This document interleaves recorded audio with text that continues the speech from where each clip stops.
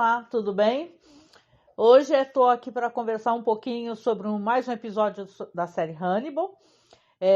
A semana passada não deu para gravar porque eu fiquei com problema no microfone. Agora eu estou com esse microfone de lapela aqui, ó. Vamos ver se ele dá certo.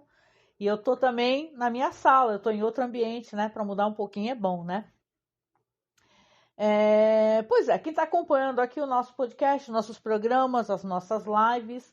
Primeiro, não estou ao vivo, como vocês podem perceber, eu estou gravando aqui na minha sala, a internet daqui é péssima e estou testando ainda para ver se dá tudo certo, se não dá problema. Posso fazer ao vivo depois? Posso, né? Mas vou primeiro testar e vou deixar essa live rolando aqui gravada já, tá bom? Mas você fica de olho e comenta, tá?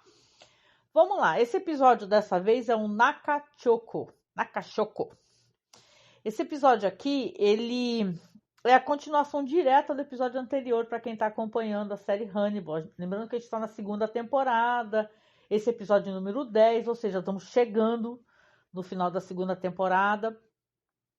E nesse episódio aqui a gente vai ter o que aconteceu no outro episódio. Vamos recordar? Vamos fazer aqui uma recordação?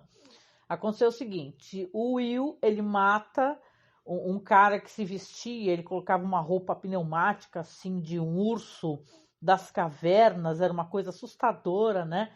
O Hannibal arma, assim, para o cara ir atrás do Will, na casa do Will, e o Will acaba matando o cara, tanto que o episódio anterior ele termina com o Will mostrando o corpo do cara na mesa do Hannibal, né? E falando assim, ó, agora a gente tá quites, né? Uma pela outra. Você mandou alguém me matar. Como é que é? Eu mandei alguém matar você e você mandou alguém me matar. Então termina assim o episódio. Aqui a gente vai ter as consequências diretas disso, né? O episódio ele já vai começar com o Will ele tendo uma recordação de como é que foi esse ataque, né? Primeiro, né? Ele tá na casa dele, ele entra, apaga as luzes, o cara vestido de urso das cavernas, que tem uma mandíbula enorme, uma coisa muito perigosa. Ele tá lá fora, ele atravessa o vidro da sala dele e você vê que ele está. Ele vê o cara primeiramente, é interessante, porque agora a gente vai ter a perspectiva do Will, né? O Will ele vê o cara como se ele fosse um veado gigante, ou seja, ele tá vendo aquela coisa que simboliza o alter ego dele mesmo, né? E depois ele vê quem? Ele vê o Will como aquele vendigo, né? Aquele ser estranhíssimo, cornudo, que representa o Hannibal, né? Que é um ser meio demoníaco, né? Então, ele vai ver essa luta novamente e ele vendo a face do Hannibal, ele ataca ferozmente, bate, ele mata a murros, né? Ele não mata com nenhuma arma, ele larga a espingarda que ele estava segurando e ele resolve matar com as próprias mãos, né? Então, acho que isso tem um componente claro do que o Will quer fazer com o Hannibal, né? Ele quer destruir o Hannibal. Só que para ele poder destruir o Hannibal, ele precisa fazer com que o Hannibal confie nele. E o Hannibal ele é muito esperto, ele é muito liso, né? Então, você vê aqui que é uma coisa que é muito sinistra que o Will acaba fazendo. Ele resolve pegar esse cara, que o nome desse personagem aqui na história é Randall Tier. Eu deixei meu roteiro ali, por isso que eu tô olhando ali, né? E aí ele pega o cara e ele faz uma espécie de transformação do cara. Ele faz uma simbiose do corpo do cara, o corpo dele, né? Enquanto ser humano, com aquele esqueleto de urso polar, né? E coloca naquele museu de museu natural e tal, museu que tem essas coisas pré-históricas.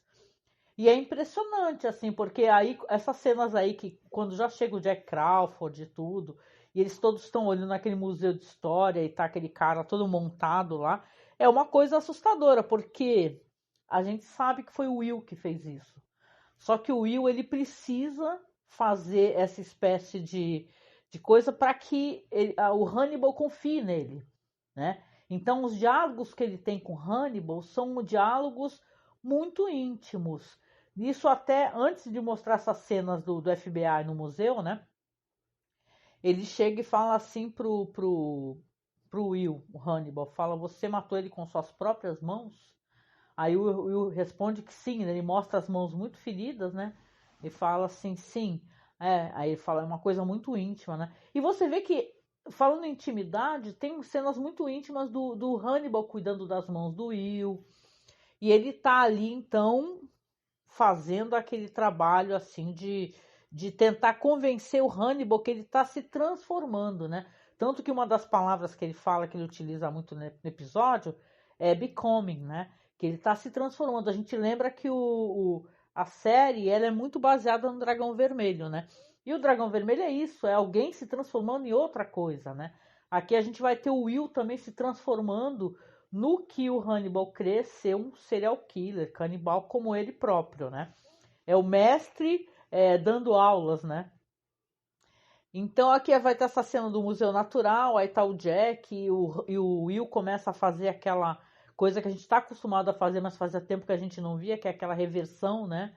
Você pegar e você vai revertendo as cenas, só que em vez de ele reverter a cena como a gente via anteriormente, como o assassinato acontece, como o ataque acontece, ele vê a si mesmo, conversando com essa figura já transformada, esse cara que são cenas dantescas, né? Vou deixar passando para vocês aqui uns slidezinhos, né? São cenas dantescas, deles conversando, o cara falando assim, o Will falando pro cara, né? Já todo montado com os dentes de sabre, né? De sabre não, aqueles dentes, aquela arcada dentária, né? De um animal feroz. O Will fala pro cara assim, né? Imagina na cabeça dele, fala assim, eu fiz uma homenagem a você. Aí a figura responde pro Will, não, você fez uma homenagem a si mesmo. Então, são cenas muito interessantes dessa série. E para mim, esse é um dos episódios até mais interessantes, mais bonitos e mais audaciosos assim nessa temporada. E olha que essa temporada tem episódios muito bons, né? Vocês sabem, né? Então aqui, ó lá, vamos lá. O que eu tô falando aqui, o Jack chama o Will e o Hannibal para poder fazer essa consulta, ver o que está acontecendo. O Will faz uma análise, né, que é dele mesmo, aí é interessante, né, fazendo essa encenação também para o Hannibal, né? Hannibal ali do lado falando, esse daí esse assassino, ele fez isso aí ser uma coisa íntima, né? Por isso que ele fez essa transformação com esse homem. Aí o Hannibal fala assim, com certeza foi a primeira vez que essa pessoa matou, né? Aí então, claro, aí fica assim, tendo esses diálogos paralelos e o Jack ali olhando para a cara de um, olhando para a cara do outro e tentando entender, né, como é que eles estão fazendo uma análise assim da psique desse personagem e desse assassino que ela tá batendo tanto, né? Os dois estão concordando com tudo, né? Então é interessante nessa questão. E mais, né, do que isso, né? O Will ele fala pro Jack assim, ó, ele conhecia o assassino. Aqui nesse episódio também, a gente vai ter a Fred Lounds, né? Essa personagem aqui, a Fred Lounds, agora ela tá escrevendo um livro que ela fala que é o livro sobre o estripador de Chesapeake, né? E agora ela tem intenção, inclusive, de que esse livro ele vá virar um filme, né? Ela fala assim, agora o negócio é o cinema, né? Isso que importa. E a Fred Lounds, o volta e meia tá conversando com o Will, né? E tal, ela tá entrevistando o Will num quarto de motel, que é um dos quartos de motel mais horrorosos que eu já vi. Assim, chega a ser interessante, né? Porque ele é muito kit, esse quarto de hotel aí, né? Aí ela tá falando das suspeitas dela sobre Hannibal, né, e tal. Ela fala que ela não foi convencida, isso é interessante. Ela não foi convencida de que o Chilton é o estripador de Chesapeake, né? Só que o Will fala pra ela assim, pra mim essa história já teve encerramento, Fred. Não quero mais continuar, não quero mais que ela continue sendo remoída, né? Ela é muito inteligente, essa personagem, né? E o quanto ela não tem de ética, ela tem de inteligência, né? Então o Chilton ali não, para ela não casa, né? Essa questão, né? Outra cena que eu acho legal da gente comentar aqui também é que tem os Verger, né? A gente tem a Margot Verger, tem o Mason Verger, né? E é claro, a Margot continua fazendo as terapias dela com Hannibal, né? E o Hannibal fazendo aquela psicologia reversa, sei lá, né? Ele falando para ela que ela não consegue matar o irmão porque ela ainda tem algum amor, algum afeto pelo irmão, que na verdade ela tem que ter ódio, porque o ódio deixa a pessoa ser mais focada, né?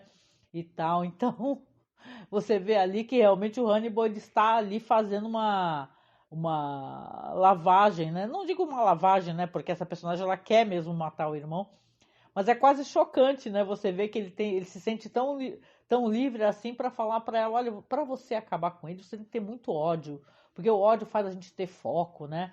E tal. E então a gente vai ter aqui outras cenas aqui dela e cara, esse cara realmente, eu gosto muito desse ator aí. Ele era daquele Boardwalk Empire, sabe? Esse ator que faz o Mason Verger. Ele vai ter aqui algumas cenas dele com ela. Ela vai chegando na fazenda e tal, chegando a cavalo, num celeiro ali da propriedade dela. E tá quem esperando ela? O Mason, né? E tá com um porquinho bonitinho, assim, no colo, e falando assim, ai, como é que é? Dê oi para o Pavlov e tal, um porquinho fofinho. A gente lembra até do Baby, né? O porquinho atrapalhado. E aqui a nossa personagem, ela vai, claro, tá ali muito constrangidamente conversando com aquele irmão que é um visível psicopata, né? E ele vai mostrar para ela, todo contente, que ele tem intenção ele tá bolando ali um esquema para poder. Primeiro ele fez um melhoramento genético naqueles porcos, né? Ele fala que cruza certos tipos de porcos para criar um porco perfeito, né? Porque eles têm uma fazenda de abate, né? E tal. Eles são uma referência, são riquíssimos porque são donos de abate de animais. E aí ele fala para ela assim, olha, você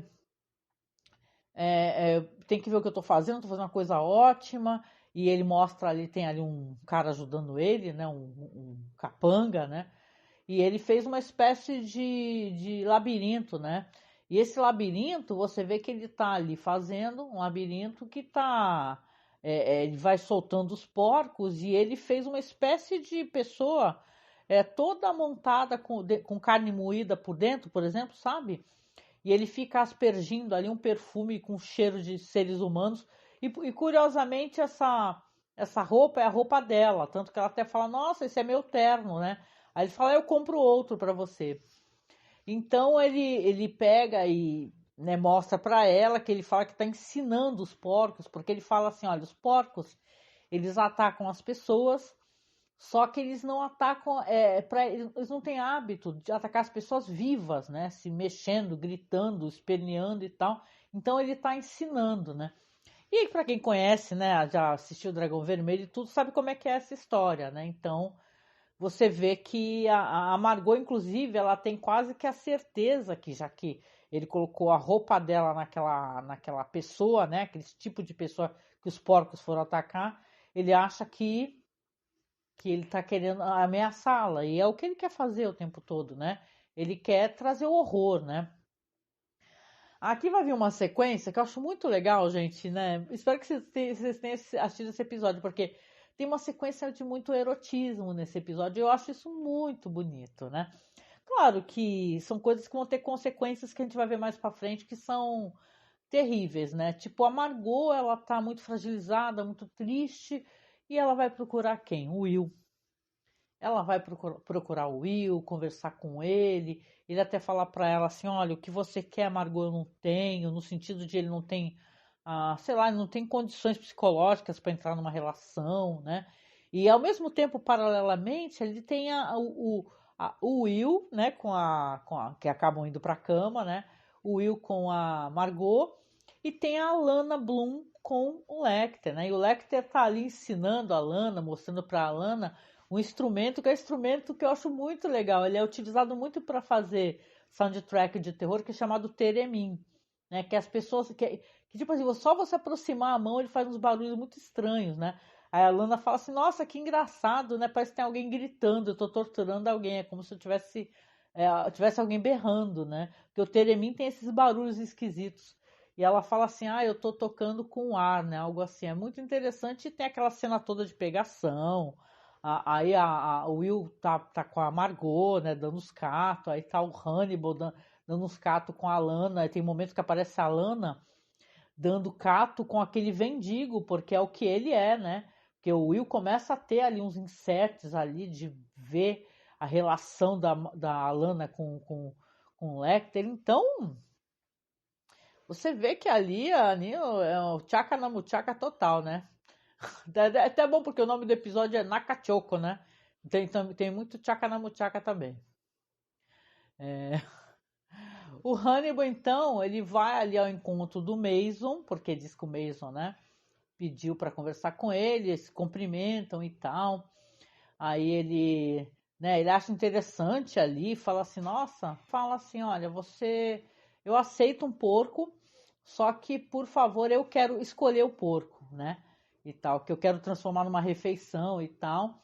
E já depois aparece o Hannibal vindo com um carrinho, gente, é um carrinho com um porco assado, e assim, aquele porco digno de história em quadrinhos, sabe? E você vê que tá com servido ali com arroz dentro dele. E ele vai servindo, vai estar a Lana ali na mesa, o Will.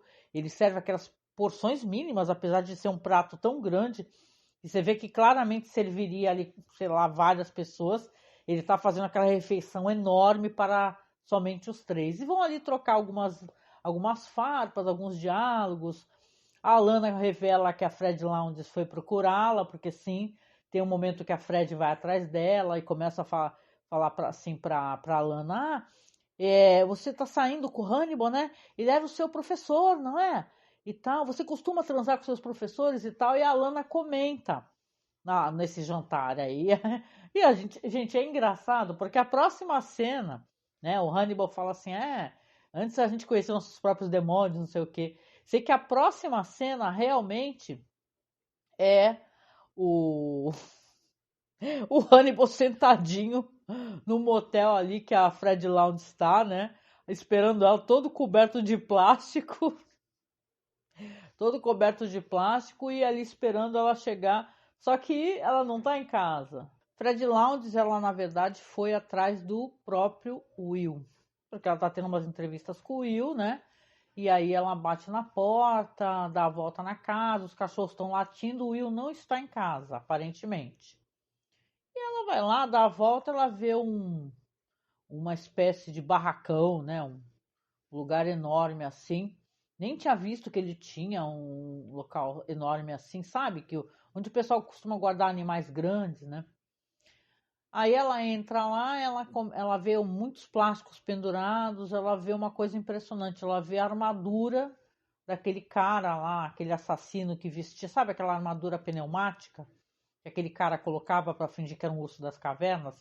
Ela vê aquilo pendurado e começa a fotografar, fotografar, fotografar. Ela arromba a porta, né? Porque ela tem isso, além de tudo, ela sabe arrombar muito bem as portas.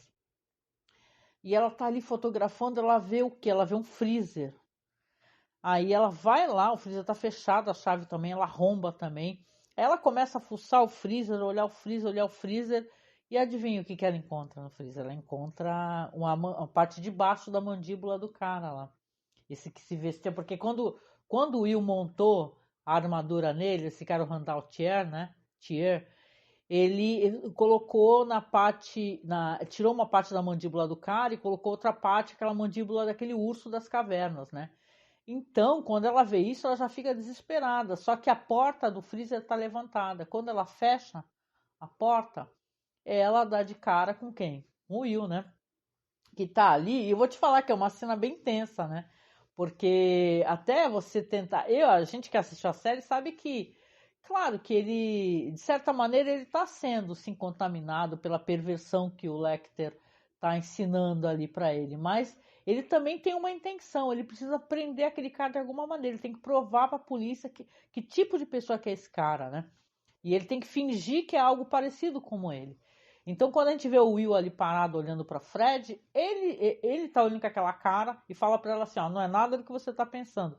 E ela se desespera imediatamente, ela se desespera e ela já pega, saca uma arma e tal, começa a querer atirar nele, e vira uma confusão. E aí ela consegue sair correndo, ela sai fugida e corre pro carro dela. E aí, quando ela tá abaixada, assim, tentando ligar a ignição do carro, né? Ele quebra o vidro e arranca ela pela janela no vidro. Então você fala, né? É uma cena super tensa. Você fala, cara, o que o Will vai fazer com ela, né? A impressão que dá é que, meu, ele vai matar essa mina, né? Será que ele quer impedir de qualquer maneira ela de entregar ele pra polícia, né? Então assim, pior que no momento que ela tava ali no carro ligando, tentando ligar o carro ao mesmo tempo, ela tava ligando pro Jack Crawford. Então, o Will puxa ela com tudo, ela começa a gritar. A única coisa que o Jack Crawford consegue escutar e fica gravado são os gritos dela. E aí tá, a próxima cena tá lá, tá o Will e o Hannibal na frente do Jack Crawford e o Jack Crawford explicando assim pra eles, olha só, a gente está investigando onde é que está a Fred Lounges. Eu recebi essa chamada dela aqui algumas horas atrás. Pelas torres de celular foi identificado que ela estava nessa região, que é justamente a região do Will, né? Então você vê que, caramba, ela está ali, né? Se sabe dela, o que aconteceu com ela. E o Will fala assim, ela realmente falou que vinha na minha casa, só que ela nunca chegou. Aí o Hannibal fala assim, a Fred Lourdes com certeza tem vários inimigos, né? Mas aí o Jack fala assim, mas na sua região, ela tem vários inimigos, muitos inimigos também na sua região, próximo de você. Então fica meio assim, né? Meio, a gente não sabe o que vai acontecer, né? Quem está acompanhando, está assistindo aos poucos, também fica se perguntando o que o Will está se tornando, o que talvez ele já tenha se tornado, né? E, claro, ele tem que ser convincente para que ele possa poder enredar o Hannibal numa boa armadilha, ele tem que ser convincente. E o que ele faz? O episódio vai terminar com ele chegando na casa do Hannibal, ele até está lá com várias coisas ali para fazer um jantar e tal. E tá com o quê? Com uma carne enrolada num papel. Ele chega e fala pro Hannibal, ele dá o pacote pro Hannibal e fala assim, olha, eu trouxe aqui a carne, agora você vê como é que a gente pode fazer. O Hannibal abre, sente o cheiro, sente o aroma. E ele fala assim, essa carne aqui é o que? Vitela, né? O Will fala assim, vitela, dando meio que a entender que é carne humana, né? Então ele fala assim, vamos fazer então jantar, você me ajuda a fazer, ele fala pro Will, né? Então você fala, caramba, ele realmente tá ensinando o Will o que fazer, né? E eles vão se servir ali numa mesa lindíssima ali, com a lareira acesa, uma apresentação maravilhosa e tal. E aí eles começam a ter um diálogo, e é esse diálogo que dá o nome do episódio, dá o sentido para o episódio ter esse nome, porque eles começam a falar sobre esse negócio da carne, ela manter o gosto, né? Quando tem o abate do animal, que a carne pega de certa maneira o gosto. Já ouvi falar isso muitas vezes, né? O medo, o desespero, o estresse, né? E a carne adquire um gosto meio cítrico, né? E aí ele começa a conversar com Hannibal, Will, e fala assim, pois é, então, você sentiu algum gosto? Aí o Hannibal fala que sim. É um gosto estranho, é um gosto meio de porco, ele pergunta pro Will, e o Will fala assim, não, não é porco. Aí o Hannibal fala, é carne humana? Ele faz que sim, que é carne humana, né? E aí ele fala assim, pelo jeito foi essa carne tá com um sabor muito cítrico, então houve muito medo aqui, né? Aí o Will fala assim, é de uma fêmea muito magra e tal, ela morreu com muito medo. Então ele meio que deixa entender pro Hannibal que na verdade aquela carne seria a carne da Fred Lounges, né? Então, interessante que a gente não sabe, é a carne da Fred Lounges, entendeu? Ou é a carne do cara lá que ele teve que matar, né? Então, acho que é interessante, no final o episódio termina dessa maneira, só que ele termina com uma sobreposição do rosto do Will e do Hannibal, entendeu? Como se o Will tivesse se tornando Hannibal, né? Então, isso é muito legal, né? Vamos lá, agora sem curiosidades aqui, no finalzinho, né? O título do episódio, vamos lá, é Nakachoko, né? Tem muitos episódios aqui com nomes de comidas japonesas, né?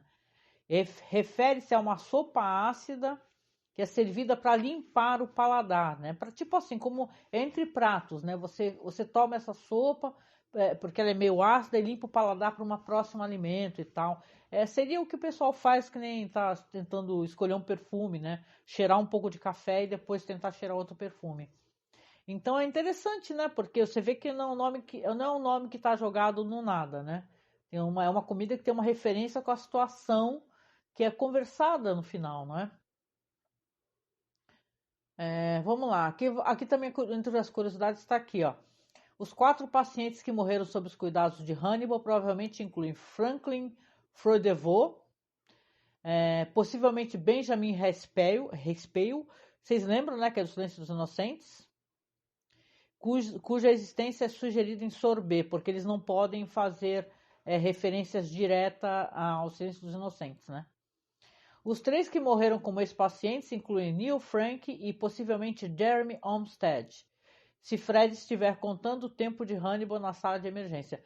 Aqui é porque tem certo momento que a Fred ela fala sobre esses pacientes todos do Hannibal que morreram, sabe? E por que, né? Que morreram, né? Agora chegou a minha gata aqui, vamos ver se ela não derruba tudo. Aqui sobre o Vendigo. O Vendigo, ele foi adicionado essa mistura nessa cena de sexo, né? Pelo diretor, que é o Vincenzo Natali, né?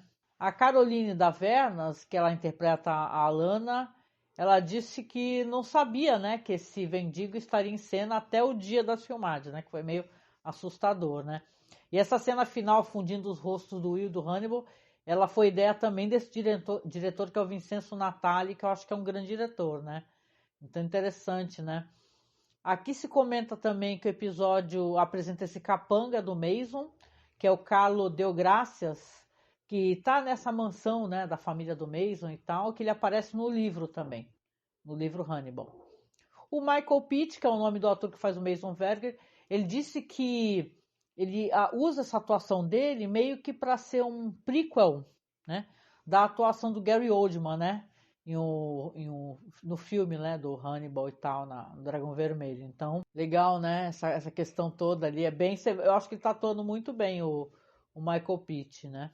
Uma coisa interessante é que o Mason Verger, ele fala que teve uma epifania de Natal, né? Aquele negócio que ele tá bolando, né? Que quer botar carne e tal, treinar os porcos para comer um ser humano vivo e gritando.